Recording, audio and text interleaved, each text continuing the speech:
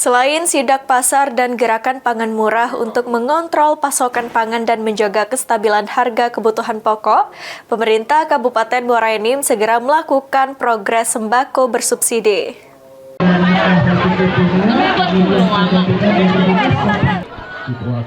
Selain melakukan sidak pasar atau operasi pasar dan gerakan pangan murah di wilayah Muara Enim guna mengontrol stok pasokan pangan dan menjaga harga pangan stabil menjelang Hari Besar Agama, pemerintah Kabupaten Muara Enim juga memiliki program berkelanjutan untuk meningkatkan daya beli masyarakat. Kemudian juga daging. Menjaga stok komoditas pangan dan kestabilan harga sangat penting meningkatkan daya beli masyarakat, terutama saat bulan Ramadan dan Hari Raya Idul Fitri. Program rutin ini dilakukan agar lonjakan harga tidak terjadi supaya daya beli masih tetap tinggi.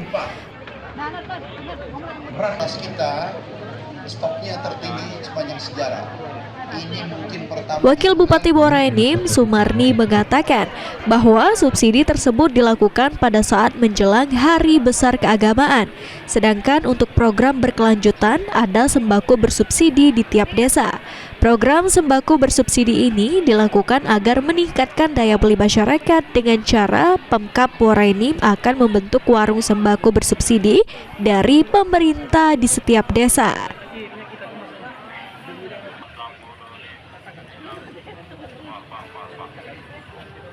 Sudah menyiapkan program yang secara kontinu kita akan memberikan sembako yang bersubsidi.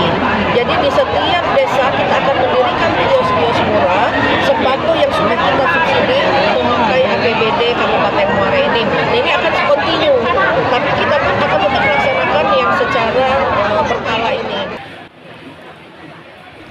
Langkah pemerintah Kabupaten Muara Enim meningkatkan kesejahteraan masyarakat untuk bisa meningkatkan kemampuan masyarakat dalam memenuhi kebutuhan akan pangan. Dengan sembako yang disubsidi, harga kebutuhan pokok akan lebih murah dan masyarakat akan lebih mudah menjangkau jika ada warung bersubsidi di setiap desa. Mardiansyah, PAL TV.